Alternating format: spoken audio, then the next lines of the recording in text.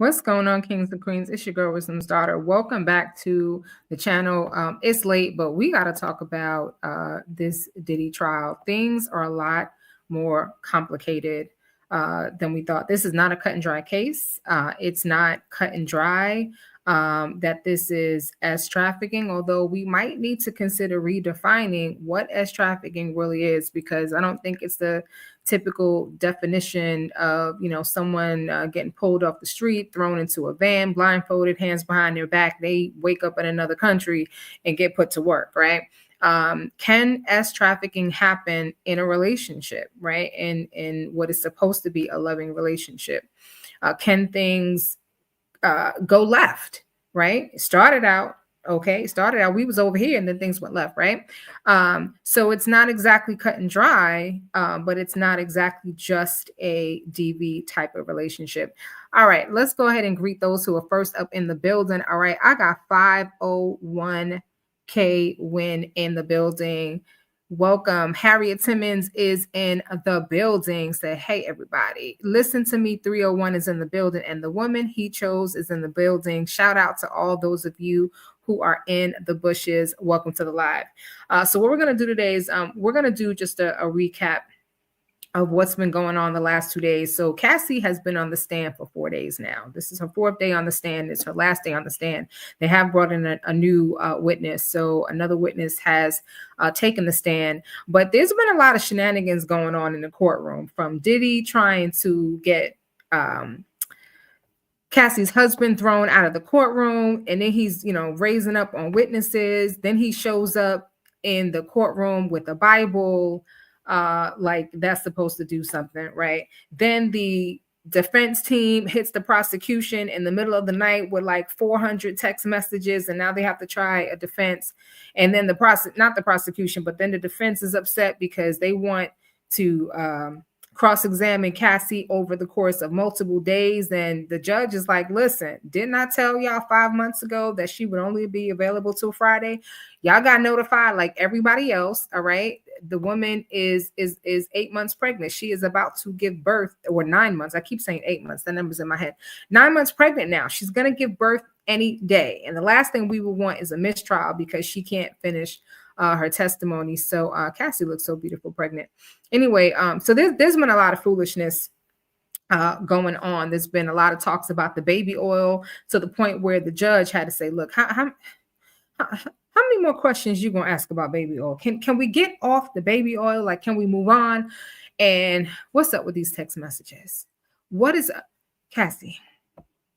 My dear, first you were telling us that you felt like you were worthless, and we can understand, right? Because when you are in a DV relationship and someone is not appreciating you and has you, under their foot, and is treating you like trash and making you do the things that he made you do, I totally get it. But how do we go from that to I always want to freak off? What? Yeah, there were text messages that came out in court where Diddy was like, well, when you want to do the next one? And she's like, I'm always ready. I'm always ready to do that with you. Not looking good, Cassie. The defense has portrayed her as a willing participant. So today I would say it was not necessarily a great day for Cassie, but she had an opportunity to tell her truth. And then we find out that your girl was cheating. She told Diddy, I'm lost without you. And this is, we're going to get into the details. I'm just kind of giving y'all just a little highlight of what we're going to be talking about. And then your girl found out that one of these dancers, these escorts, recorded one of the FOs and was like, yeah, I got a copy. And she was like, I will delete you. Okay. You will meet your maker tonight if we don't settle this. And speaking of settlements, we did find out during the trial that Cassie settled with Diddy for around $20 million. But what we didn't know at the time that we know now is that Cassie also settled with the hotel, the Intercontinental Hotel, where that horrible scene took place with her in the hallway with Diddy being dragged and kicked and all those things. And she settled with them for $10 million. Okay, so your girl walked away with 30 mil. All right. And I can't say that I'm mad at her. As a matter of fact, the young lady who was accusing Shannon Sharp, you might want to take notes. You might want to call Cassie, because that's how you do it. I mean, I truly believe, and we've all seen that Cassie was definitely a victim of some things that should never happen to any woman or any person, period.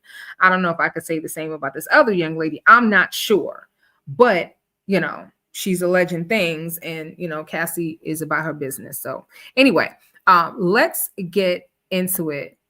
So we're going to start with just a couple things that came out yesterday, and then we will go into the play-by-play in terms of what was talked about in court today. It wasn't as explicit, I'll say, and so YouTube is being real funny. So I'm going to be substituting a lot of words in this live, but y'all know what I'm talking about. I am Mrs. BB is in the building. Shout out to her and all of the members on this channel. Thank you so much for being a member. All right.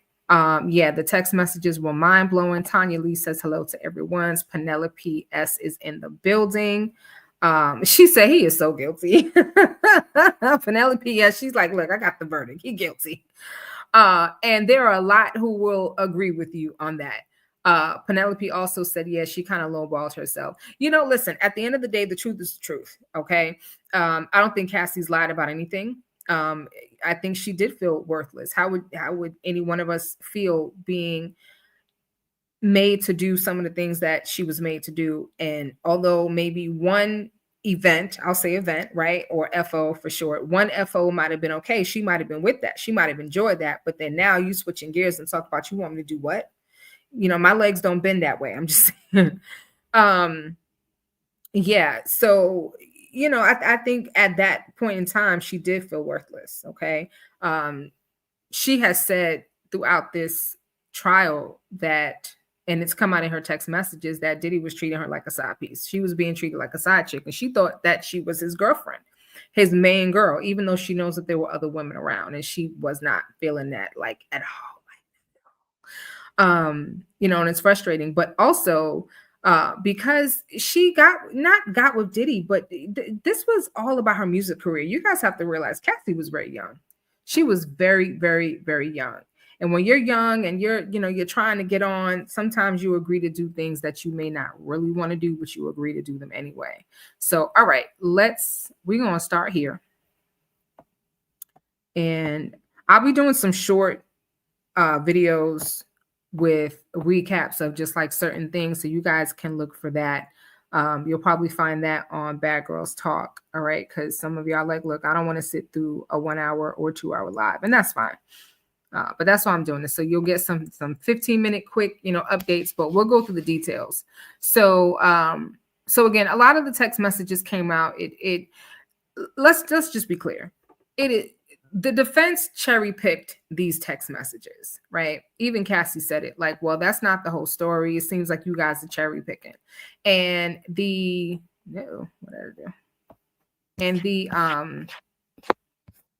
hold on a second. Here we go. And the defense was so concerned about not having enough time to cross-examine Cassie, because this is really all that they have.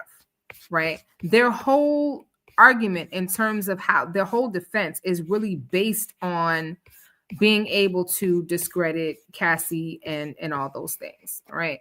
So in 2009, in August, Diddy asked Cassie, when was the next encounter going to be? And she texted him back and said, I'm always ready to freak off. 2 days later, she sent an explicit message and he replied, me too. I'm sorry. And he replied, and then she responded to his message, which we didn't hear what he said. I don't know if they mentioned it in court, but it wasn't recorded what he said. But she responded, me too. I just wanted to be uncontrollable. Not really sure what that means, but I guess she just wanted to let loose. Later that year, however, she also sent him messages that she was frustrated with their relationship and that she wanted more from him than just these encounters. In a 2017 text, she said, I love our encounters. when we both want it, using the initials of FO to stand for the encounters. She said, I would say loving FOs were just words at that point. So they wanted to know, why would you say the things that you said? I'm always ready. I love it when we both want it. And, she said that it was just words at the time. She was probably telling him whatever he wanted to hear so that she could get, more from him. Maybe she felt like if she did these things that he would give her more time and more attention. Remember, she was very young. I remember being young and in relationships and doing things that I probably would not have done, but because I was, I wanted to, I figure, what, if he thinks I'm cool, he thinks I'm down with this, then maybe, maybe he'll be even more interested. So it's not, I don't think this was just solid proof that, oh yeah, she participated. It was, she consented to some things, but there were times when she didn't want to consent. And as she said, Diddy wanted what he wanted. All right. So the prosecutor tells the defense, or tells the judge that the defense is trying to filibuster their cross-examination because they wanted to use up the whole time. So this is what happened. A day after Diddy's attorney claimed that the prosecution purposely delayed calling Cassie to testify so the defense would have less time to cross-examine her, the prosecutor shot back. And basically what they said is, listen, we called the witnesses in the order of their availability. We called the security guard first because, well, he's not a security guard anymore. He works for LAPD. Right? He can't just walk into this courtroom and be testifying just whenever. He has a job, and that was when he was available. Now, that could have been the truth, but that also may have worked to the prosecutor's advantage. I'm just saying. So prosecutor said it seemed that the defense lawyers were intent on forcing Cassie to return to the witness stand on Monday so that Diddy could review transcripts over the weekend and help them prepare additional questions for her. But it also raised the risk of a mistrial if Cassie was required to come back on Monday, but she ended up going into labor over the weekend. So you can see where both sides are kind of, they're both playing games. They're both, I think to some extent, they're both playing a little dirty. So yeah, somebody said I needed a relief from Diddy. Listen, you're not the only one. I had to take some time away. This Diddy stuff is too much. We just had a tornado come through. Oh my goodness. I hope you guys are okay. So that's basically what was going on behind the scenes. The defense is trying to set up the prosecution. The prosecution is trying to make it difficult for the defense. This is what lawyers do. All right. So that was the whole shenanigans behind the scenes. The defense had multiple more hours to question Cassie than the prosecution took in its direct examination. So that was one of the complaints, right? We should have the same amount of time. If I had a day and a half, y'all should get a day and a half, and that's it. It should be fair, right? So one of the defense lawyers asked questions from some of Cassie's civil lawsuits rather than just the criminal case. So for example, asking her if illegal substances were in the baby oil that was used during their FO parties, right?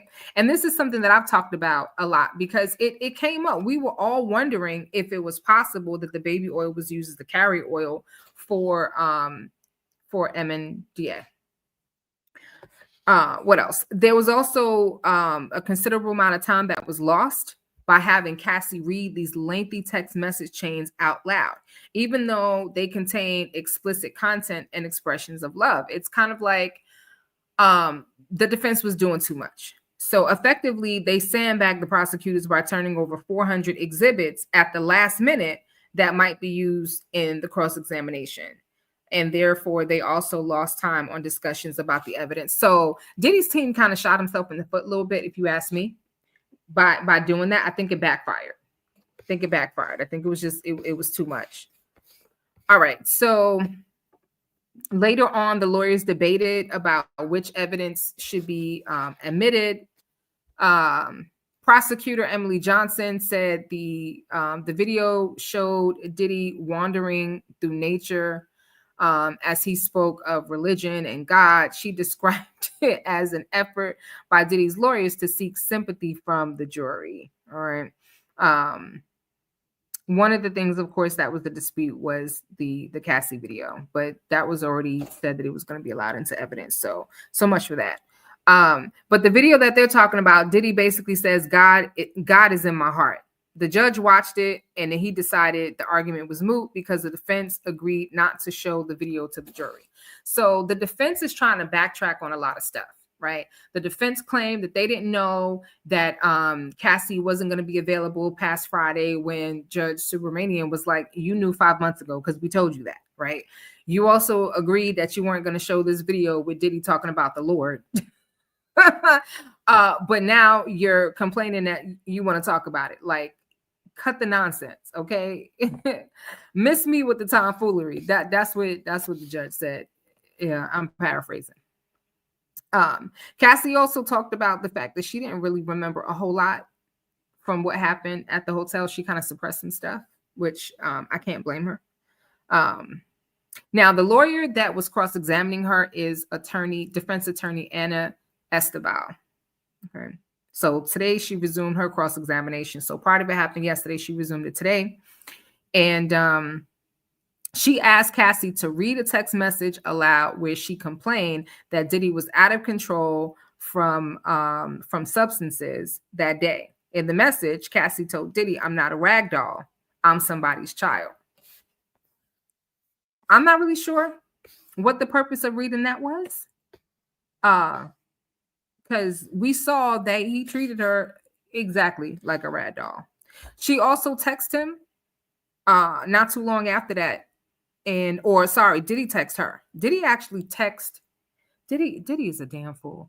Diddy text Cassie like a day or a couple days after the hotel incident, talking about I'm fiending for you. I'm paraphrasing. I'm fiending for you. I want you.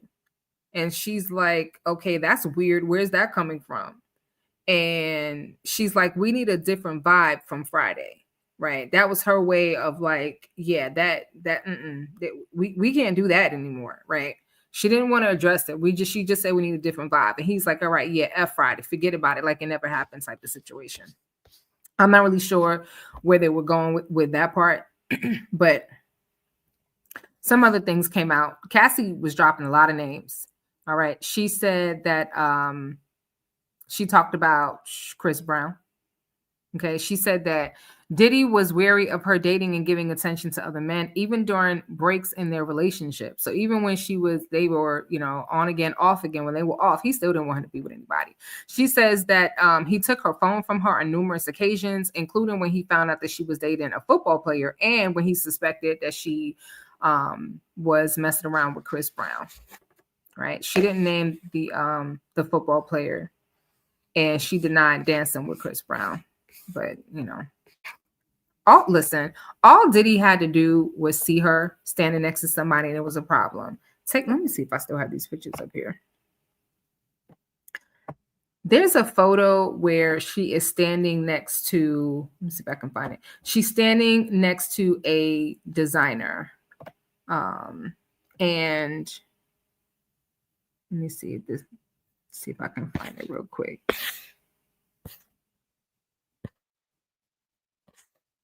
All right, I'll tell you what. Let me get through some of this, and then what I'm gonna do is we're gonna go through a series of photos from the beginning of the relationship till now, so you can see the progression. You can see the progression in the relationship. So what else happened? Oh my gosh. So they played a video of Cassie threatening to delete somebody. And it was, that was not, it was not showing her in the best light at all. Let me just get the highlights of that because I'm not gonna read this whole thing. It's a lot. And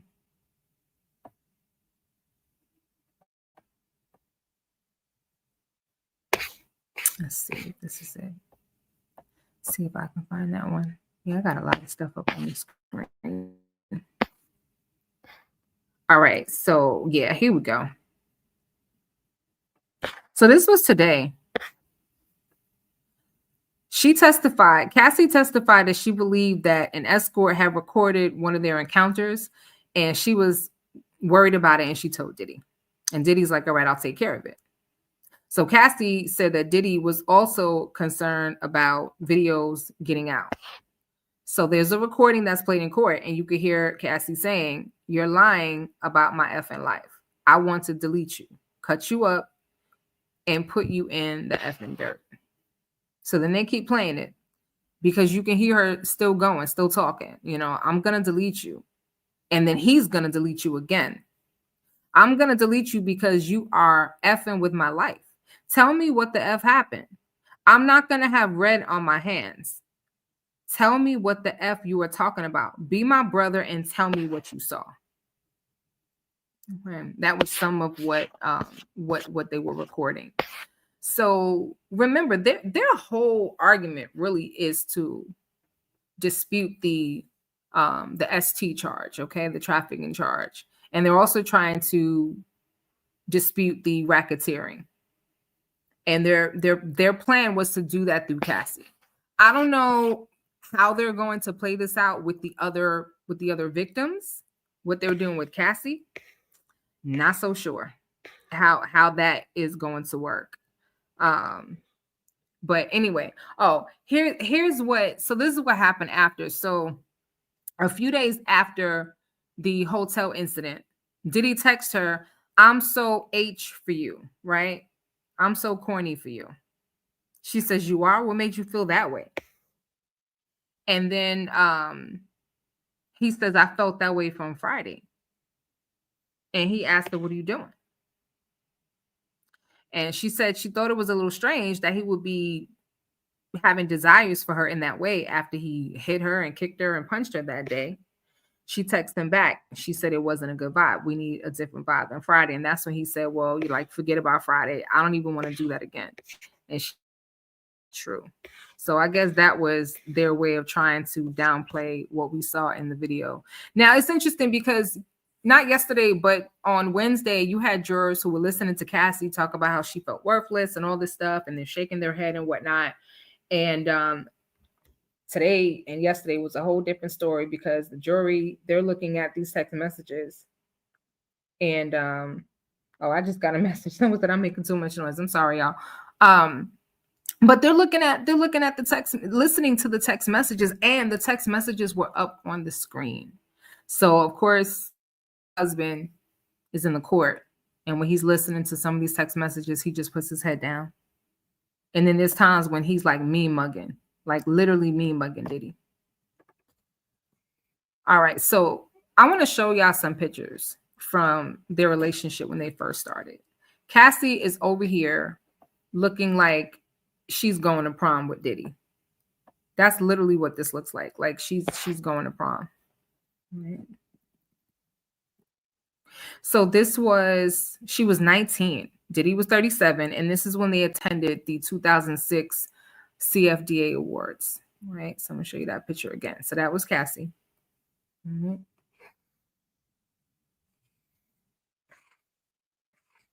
There's another photo. That's her with young Jock on the left, and there's Diddy on the right. She's smiling. She's still looking happy. This is 2006. This is June 2006. And this is the BET Awards.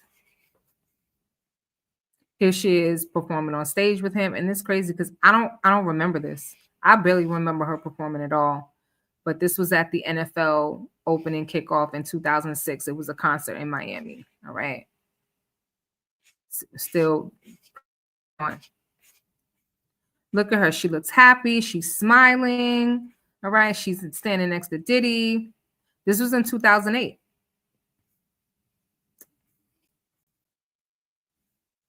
Here's another photo. They're doing some type of an interview. This was also in 2008. This is the BET Awards post show. Now here's where things start to change a little bit. Look at Diddy's face. So she's standing there. This is Zac Efron. Am I saying it? Zac Posen. I said Efron. This is Zac Posen. He's a fashion designer. Designed some of the most beautiful dresses, ball gowns. So he's got Cassie around the waist, and look at Diddy's face. You know, he's got, I don't know, that look on his face. He doesn't look happy, and I don't know. His face is telling me like, yeah, you gonna get it later. Anyway,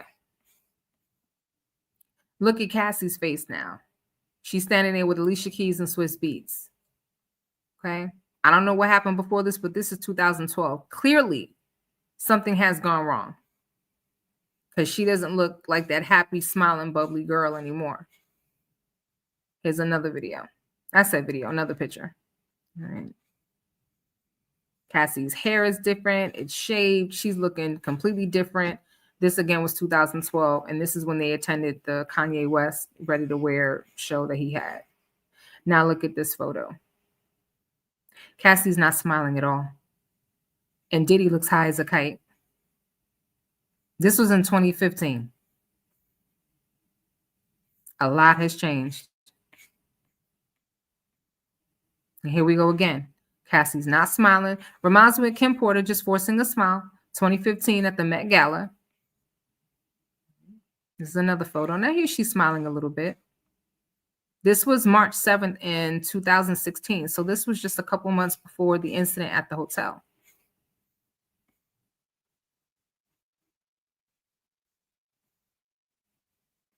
This was also March 2016. Cassie's just gorgeous. This was April of 2017. So this was a year later. And that's what they were saying. Like, she leaves him. She goes back to him after, towards the end of their relationship. It was pretty much over. But Diddy texted her, I think this was September of 2018, September 27, 2018. Diddy texted her and said, listen, you know, I'm going to fall back. You know, you do you or whatever. And she's like, I'm lost without you. And this was at the time she was dating her now husband, Alex Fine. So I'm sure he was not feeling great to hear that she was cheating on him. And what was said is that Cassie ended up having an encounter. Okay. She slept with Diddy after that while she was still with her man. Now here's Mary J. Blige. Mary J. Blige has been awfully quiet, y'all. Mary is not saying anything. She said, no more drama in my life, not from Diddy, not from anybody. But anyway, this is January of 2018. This is February of 2018. This is one of those times when I think Cassie's face was beat up, and that's why her hair was like this. I'm just saying. This was May 17th. Oh, well, there you go. This might have been right after that incident. I think that incident happened on May 6th. This might have been right after that incident happened. And they're at the Met Gala. Whew, boy, oh boy, oh boy. All right. I'm going to leave that up for a second. And then, matter of fact, let me see if I can make it bigger. And then we'll get to more of the recap because I want to get to Dawn Richards' testimony, okay? Because girl was testifying about a frying pan. I'm like, what? You know it's bad when you got to take a frying pan upside Diddy's head. I'm just saying. All right, so Estavio continued to ask Cassie questions. They talked about them being in rehab. All right. Cassie admitted to being in rehab. She said that they both had issues. Cassie says she, hold on one second. So she talked about Cassie being in a women's center and often treated for an addiction, for compulsion and a love addiction. She asked Cassie if she was treated for any of those things during her week-long stays. And she said she wasn't, but she did undergo neurofeedback therapy, where they hook your brain up to a machine and you watch something and it regulates your brain waves.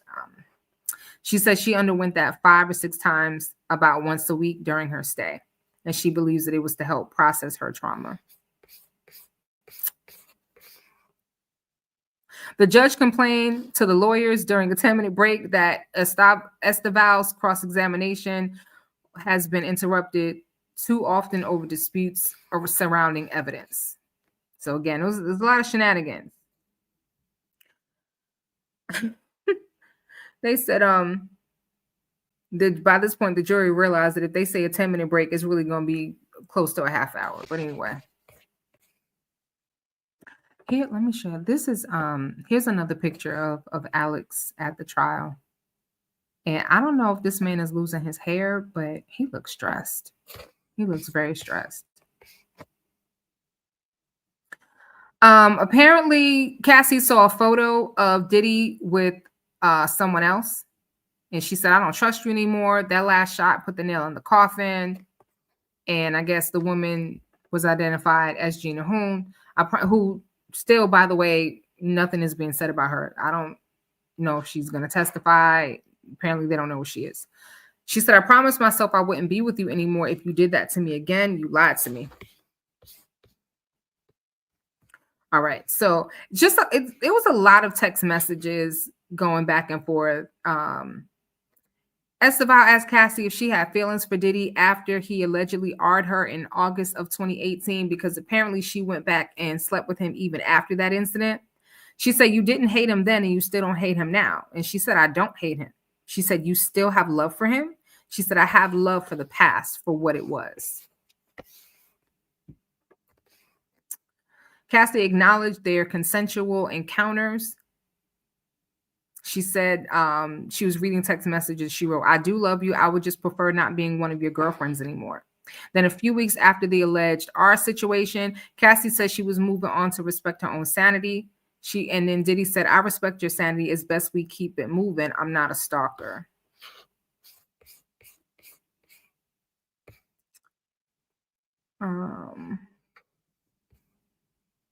All right. So then they tried to discredit the R allegation. So I'll just go over some of this and then we'll talk about Don's testimony, because this is like going through every nitpicky little thing. All right. So Cassie testified that Diddy was just being nice at the dinner. He was being playful. He was laughing things off because apparently that happened, and then they went to dinner afterwards and he acted like nothing happened. To investigators, Diddy had been acting very strangely that night. He was anxious, not in his right mind, and possibly experiencing signs of bipolar disorder. On cross-examination, Cassie said, "Nice, but strangely, yeah."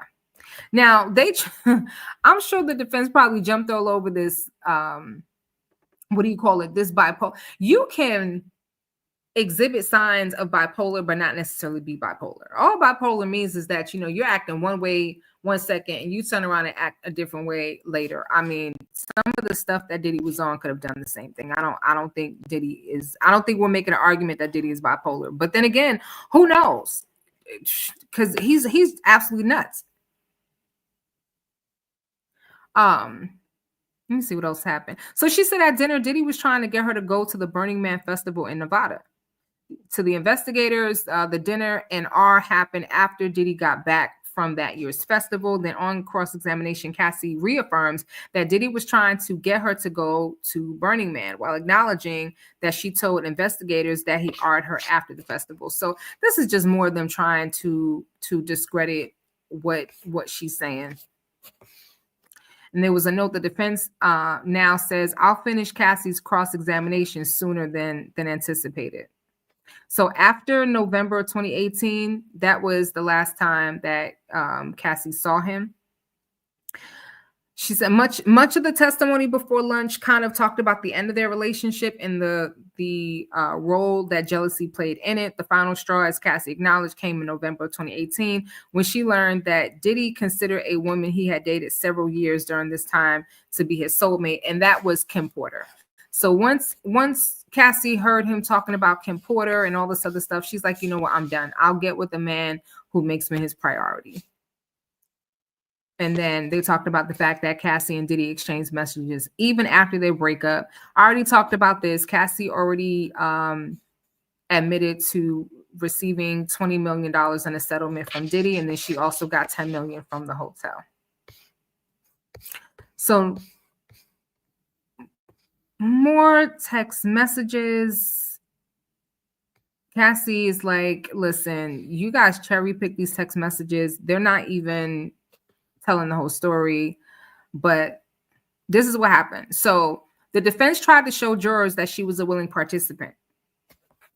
In the exchange in September of 2012, Diddy told Cassie that he wanted an encounter one last time. So he says he just texted her FO one last time tonight. Cassie says, what? Diddy says, you can't read? She says, I don't want an FO for the last time. I want it to be the first time for the rest of our lives. And Esteval ended her questioning there, but prosecutor Emily Johnson questioned Cassie in a phrase of testimony known as a redirect and had Cassie read more of the messages to provide more context. Because that's basically what the defense was doing. They were taking all the messages out of context. I want to see you, but I'm emotional right now, Cassie told Diddy. I don't want to do one last time. I'd rather not do it at all. Do y'all see the difference? So what the defense read was, I don't want to freak off for the last time. I want it to be the first time for the rest of our lives. But apparently there was more to the conversation. I don't want to do one last time. I'd rather not do it at all. So I'm glad that the prosecutors got a chance to what do they call that? Recross or redirect. That's what it is. That they got a chance to redirect. Because can you imagine if you left it there? And then they just read out a bunch of other messages. All right, so Cassie's testimony ends. And then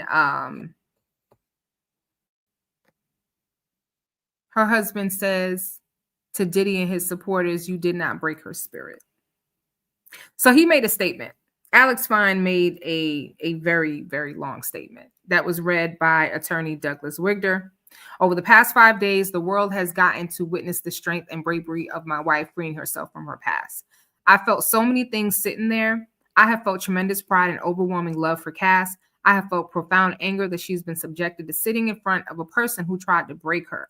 So to him and to all those who helped him along the way, please know this. You did not break her spirit nor her smile that lights up every room. You did not break the souls of a mother who gives the best hugs and plays the silliest games with our little girls. You did not break the woman who has made me a better man. He added that it is an insult to say he saved her. Cassie saved Cassie. Powerful statement.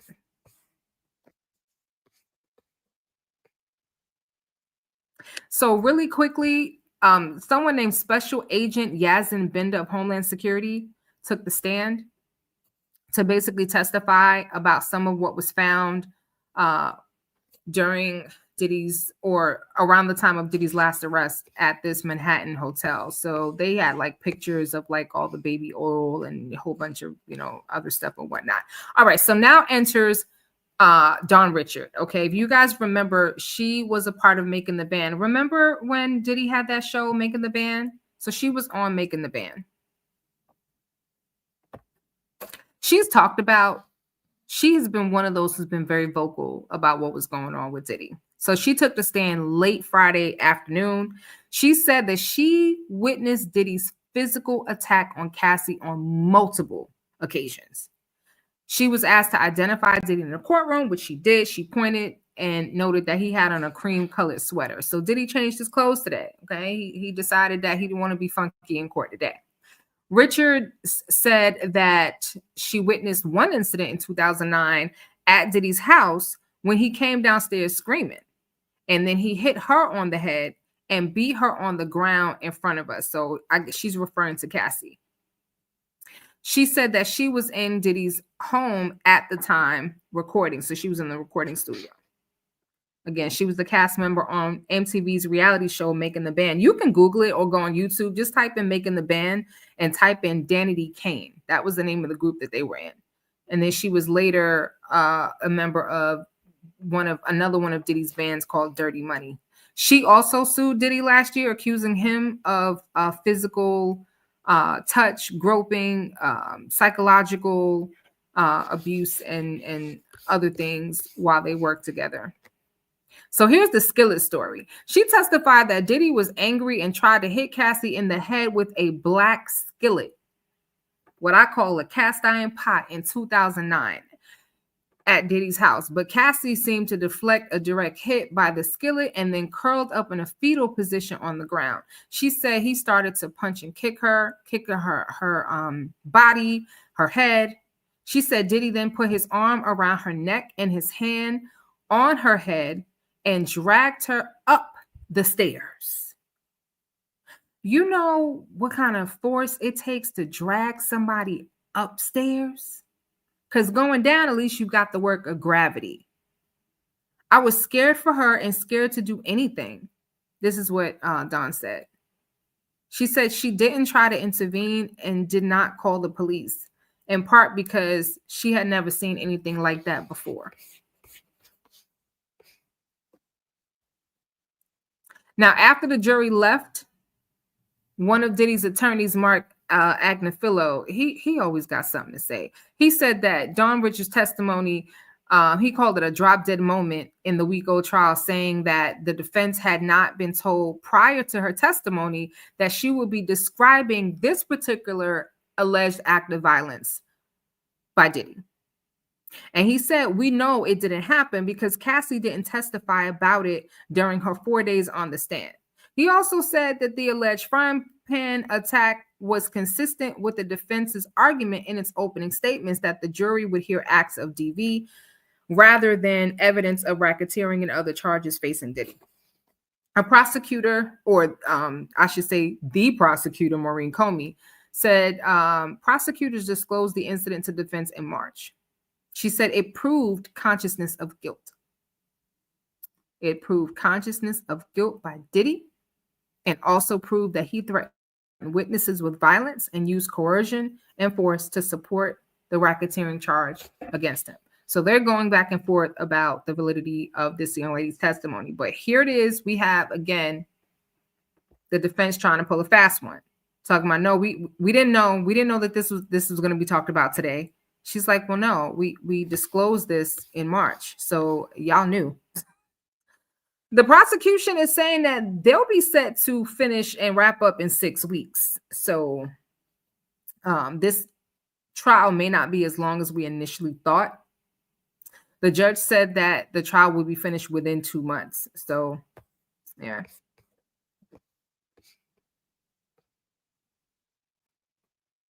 Here's another highlight from the trial. So after Cassie left the stand, again, this guy, this law enforcement officer from Homeland Security, he testified that there was cash, baby oil. There we go with the baby oil. Baby oil and adult candies were found all over this hotel room when Diddy was arrested. So I don't know if you guys knew that. I mean, Diddy claims that he went to Manhattan or New York because he knew that he was going to be arrested. He wanted to turn himself in. They said no, they wouldn't allow him to turn himself in. And so he, you know, they came and got him when they felt like it. But so I guess Diddy didn't expect them to come, or he thought he was turning himself in. I think that's what happened. I think Diddy thought he was going to turn himself in. He wasn't expecting Popo to show up at his door, right? Breaking the door, waving the 4-4. Anyway, so yeah, they broke down a door, they waved the 4-4, and they found all type of stuff, contraband, cash. $9,000 in cash was found in a fanny pack. They also found ketamine and MDMA, or a combination of the two. The jury was shown photographs of the large containers of baby oil and lube that was found in the hotel's closet and bathtub. Diddy is touched. He's touched in the head. After, so I read that part already. On cross-examination, the defense lawyer elicited that a woman's belongings were also found in the hotel. So I don't know whose nasty drawers got left behind, but whoever you are, you left your drawers at Diddy's house. So that is where we are with this case. You guys are pretty much all caught up. Let me see, there's a couple of things that I might have missed. So I'm going to be honest with you. As I said, this case is not cut and dry. It really isn't. A couple days ago, I said that I think the prosecution is winning. And then there are some that will say, well, nope, the defense is winning now because look at all these text messages. Cassie is not being shown in a very good light. She's not being shown as, the frail victim. But we still have a long way to go. I don't know if the defense has anything else. I was telling my mom the other night, it's kind of like playing spades. Those of you who like to play cards, you know how you playing spades?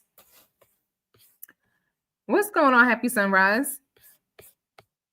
Oh, y'all just filed into the building on me. Okay. I thought y'all was asleep. You know how you playing spades, right? And you start out the gate, you hit them with the big joker, right? But that's all you got, right? So you got the prosecution who probably has a handful of trumps, right? Pun not intended, right? But they got all the spades, but really they got the little joker, they got the deuce of diamond, deuce of spade, ace of spade, king of spade, queen of spade, jack of spade, 10 of spades, right? Got all these spades.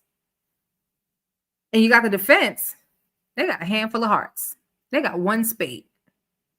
No clubs, one spade, and that's the big joker. So somebody throws out clubs. They cut that book with that big joker, like, boom, big joker. We winning. But not really. Because then here comes the prosecution and they just run in Boston. Nah, I can't really say run in Boston because Boston means that you got all the books. But they come out and they come to collect, right?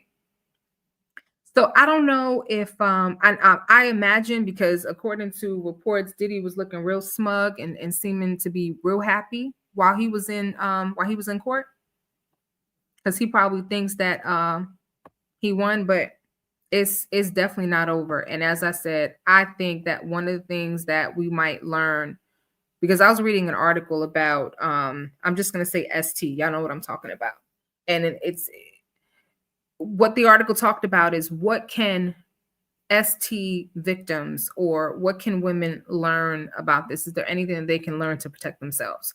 Because just like abuse comes in all forms, right? Years ago, we knew two types. There was physical and there was verbal. That was it, right? 20 years ago, nobody was talking about, you can really say just physical, but 20 years ago, nobody was talking about emotional abuse. What's that? What's emotional abuse, right? Or the mental abuse, the gaslighting. There are other forms that are not as obvious, but it's still abuse. So the prosecution is trying to say that, well, you didn't really prove your case but it does not mean that that situation did not occur. It just may not have occurred in the traditional sense. Hold on one second. Snoopalicious is in the building. Kia said, didn't her husband walk out after she testified to sleeping with 16 escorts in one night? So he did walk out at one point, and so the first time he walked out was not because he had an issue with what she was talking about. It was because the defense team, right, Diddy's lawyers, had an issue with events that took place in 2018, because that was the year or around the time that Alex Fine threatened him. And so they said, well, he can't be in the courtroom. And then the judge said, no, that's a support system. You're not going to do that. We're not having that. And they said, okay, well, he can stay, but when we get to 2018, he has to leave. So that's why he walked out. Purple Virgo said the video of the two of them at an award show she was being interviewed by the late Andre Talley. You can see him squeezing her side and giving her looks of shut up, I'll do the talking. Yes. Thank you for reminding me of that. I don't know if I know that I can't find that video right now, but you were absolutely right. He definitely did that. Make It Rain says she was covering up that black eye. Yep. Talking about the photo. I think I have this photo. I have it somewhere. But the photo of her after, here it is. This photo here. Matter of fact, I'll screenshot it and bring it into StreamYard. And interestingly enough, before I really knew what was going on, this was one of my favorite photos of Cassie. Because I like the side swoop. I liked it when Aaliyah used to wear the side swoop. But when I learned why she was wearing her hair like that, yeah. So I still think that there is an opportunity for the prosecution to hold on. There's the photo. Okay. So this was like, I think this is like the night after. I still think that I don't think this case is cut and dry. Yes, Cassie has not been made to look in the best light. All right. Again, text messages came forward of her saying, I always want to freak off, but they were taken out of context. That's the problem. They were taken out of context. Okay. There's audio of her telling somebody she's going to delete them. But even that was taken out of context. I mean, I've gotten upset and said things. Now, did I really mean that I was going to go out and really do what I said? No. Right. Have I gotten angry and said to somebody who made me angry, one in the head and one in the chest? Yes. But I didn't even have the means to do that. I said it because I was angry. This woman was upset because someone had a video of her that she didn't even know was recorded and seemed like, they was looking to either get some money or to put it out there to release the video. Okay. But I think what the jury will remember is her saying how she felt worthless. I think those details, some of this other stuff, I think is going to be a lot easier to forget. But what's not going to be easy to forget is that video, her testimony about, what happened during these freak offs, that where everybody has a bar and a limit, right? You have your limit. You got some people out there that are very open. They like doing all type of stuff, but you kind of have your limit, right? Your bar. Like, okay, I'm comfortable with this. What's your safe word, right? I'm not comfortable with that. And if she was being made to do things that she was not comfortable with, and Diddy was using a video of her to hold it over her head, to lord it over her, it's not a good look for Diddy because of all the people that were involved, right? If this was just something that they did, then why did you have people hiding evidence, right? Why did you, you had a cleanup team come in and they had to clean everything up for you, right? Why was he paying people off, right? If it was just a relationship thing. So I still don't think that this is going to turn out the way Diddy anticipates. I think, like Nesto, Diddy thinks absolutely that he's going to get completely off. They have 5 or 6 more weeks of testimony. Mary J may very well testify. She's been around a long time. I would be there for Mary J. Okay. That's my girl. Now I don't know. I've heard some things that I heard some things that Mary J allegedly did that would make me not even want to listen to her music anymore. But for right now, until that stuff is proven, that's my girl. That is my girl. Tony B said, this is a sick modern day version of Ike and Tina Turner. Baby, you ain't said nothing but a word. I was thinking the same thing. I was thinking the exact same thing, right? Cassie has Diddy issues. I hope she's seeking medical help. She has a strong husband now, so I think Cassie will be okay, but she definitely has some daddy issues. That's why I said this is messy. This is a messy trial. We went into this thinking it was going to be cut and dry. No. Diddy did A, B, C, and D. We were not expecting all of this. Cassie put herself into some situations that I don't think she realized what she was getting herself into. And it's kind of like I think she got in too deep. And then she realized, oh, wow, now that I'm in this deep, I think some of it was, I'm doing this for him. It was transactional. If I do this, he'll do that, right? If I do this for him, he'll love me more, right? If I do this for him, he'll show me more attention. If I help him live out his fantasies, then I'll be that it girl.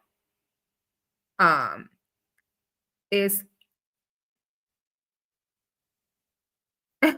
reading Make It Rain's comment. Yes. So there are rumors going around that, now I gotta tell y'all what 50 Cent said, because a lot of celebrities now everybody wants to talk, right? It's being said that Diddy Mr. Can't Stop, Won't Stop had some issues down below. Okay, that he might have had nothing but a pickle, not even a pickle. You ever seen what are they called, the cocktail pickles, the little tiny ones? Okay, ladies, y'all wear lipstick and lip gloss, right? So here's one of mine, right? That this is all he was working with. Okay, that was it. That was it. That's all. This is all your boy was working with. Okay, this is what's being said, and that he might have been acting the way he was acting to overcompensate for for being itty bitty, as Make It Rain said. Shout out to Happy Sunrise. There's a lot going on. Even when you cover this topic, you have not thought about her soul. I have been listen, I understand. To some extent, I still have to be a little objective. But at the end of the day, we all know what it is. We know what kind of person Diddy is, right? We know what kind of person he is. We know what we've seen on video. We know what other people have said. Wendy Williams. Listen, if Diddy has Wendy Williams shook on her own show, do you guys remember that? Do you remember when Diddy came on Wendy Williams' show? All right. He came and he sat down. I did a live, and I know I showed this at one point, but he came and he sat down and he said, yeah, I was talking to your son in the back. And, he said, yeah, I was, she says, well, how are you? He's like, yeah, I'm good. I was with your son in the back. When I tell you that Wendy Williams had a whole watermelon stuck in her throat, couldn't even speak. She, well, okay. She's like, well, what can I say? Never seen that woman nervous like that before. Diddy made her very nervous because he mentioned her son. He mentioned Lil Kev. All right. There is nothing that the defense is going to be able to say or present that is going to make any normal person believe that Cassie was not a victim. Period. That she was not victimized in every sense of the word by Diddy. Now, some of the stuff I say is for commentary, right? Because this is a difficult subject. But make no mistake, I am not diminishing her. And like I said, everybody that's from them streets, come on, we already know. We already know what's up with Diddy, okay? How many times we done say, yeah, Diddy did it? We already know. Everybody is pointing the finger and saying Diddy did it. Oh, Happy Sunrise said, I keep getting kicked off with ads. Listen, if you guys are not aware, you can do a couple things about those ads. I can't do too many things about the ads, but YouTube has something called YouTube Premium. I couldn't take the ads. I had to get YouTube Premium. I can't do it. Right in the middle of a sentence, boom, there's an ad. So that is an option for you. You can, there is a cost. I don't know what the cost is right now, but there is a cost for YouTube Premium, but that is the way to get rid of the ads. And what you can also do, if you got family members and cousins and them and sisters and whatnot, you can get a family plan and y'all can split it. And it would just be a couple of dollars each person. Y'all can just split the premium so one person doesn't have to pay. The woman he chose said, I pray for the life she's carrying. Not only is she harboring the trauma from reliving this, she currently is taking medication for mental health and damage from all the recreational stuff. Again, she has a strong support system. That's why I'm really surprised that even that the defense would even mention her husband not being in the courtroom. Like, they were really trying to take her down a notch or two, and that was Diddy. Yeah, she said it's too early to make any predictions. Yeah, we can't really. We can't, because at the end of the day, it's not about what happened. It's about what you can prove, right? It's not really about the truth. It's about what can be proven. So Diddy and Bishop nastiness don't equal 21st century. Tony B, I can't. Tomorrow I will be on live to talk about Nesto and to talk about some updates with his side chick. Okay. Because apparently your girl did purchase an RV. Right. And anyway, we'll do it tomorrow. We'll talk about it tomorrow. I gotta update you on some stuff. Like you can't make this up. This is so Sonia. Okay. I thought Cassie was close with both her parents. But you know how it is. Even when you're close with your parents, you don't always tell them everything. You don't always tell them everything. I'm just trying to make sure I got all your comments. Petty Garden Girl said itty bitty Diddy. Look. Okay. Yeah. That's what they said, make it rain. They said that it was you needed a magnifying glass. That's what they said. For real. Sonia's already talking about going back into an apartment. I can't. I knew it. I knew she was not going to last. And she is so wishy-washy. Sonya doesn't stick with anything. So y'all make sure y'all look out for the notification. We're gonna talk about Sonya in this RV. We're gonna talk about how RV life is with Sonya. Okay. And the fact that she might have already said she might already be ready to come back to an apartment. Listen, I got some things to share with y'all tomorrow. We definitely gonna have a key because I don't understand the tomfoolery. I really don't understand the tomfoolery. She talking about she got this for the RV, she getting that for the RV. She told Nesto she got all of this stuff. Okay. But her how can I put this? She got all the things, right? She's got this refrigerator, she's got, all this stuff. But when it comes to what I would normally call the porcelain throne, y'all know what I'm talking about, right? The one place in your house where you actually have some privacy, just only, not if you have dogs.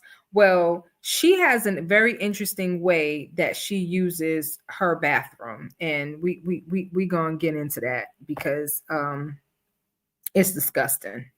Okay. How lazy can you be? How lazy can you be? So if you're listening, you're like, who's Sonya? Make sure you subscribe to the channel. And I'm going to talk about that tomorrow. She is the most talked about side chick this side of Georgia. Mm-hmm.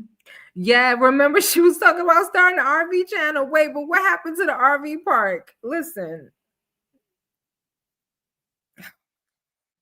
Sonya is the most wishy-washy person on earth. Yes. So yeah, we're not.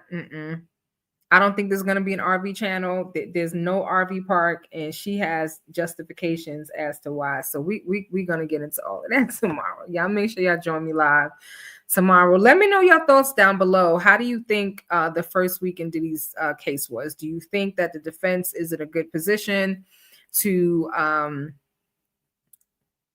for their argument in saying that, no, this is not what the prosecution is saying it is? Or do you think that the prosecution still has an opportunity to prove that all the charges were charged rightfully so and that Diddy did all of those things? Tony B said, R. Kelly, Diddy, and Nesto are the axis of dysfunction, baby. It's a whole lot more than that. It's psychological to a whole nother level. I really don't understand it. But, at the end of the day, if Cassie doesn't get justice, she got her money. But we need to get justice for some of these other victims because money, there's no amount of money that can give you your life back after you've gone through something like that. So, all right, y'all, listen, that's all we got on the Diddy case. All right. So next week, I'll be just bringing you short 15-minute updates, just a quick update about what's going on. And, if I do make my way to New York, okay, if I do grace the streets of New York City, I will definitely, y'all will be the first to know. That much I will tell you. Y'all will be the first to know. When I go live and y'all see where I'm at, then y'all know. All right. Thanks so much for watching. Be safe, be at peace, and keep your nosy eyes to these YouTube streets. And I'll see you on the next one. Bye, y'all.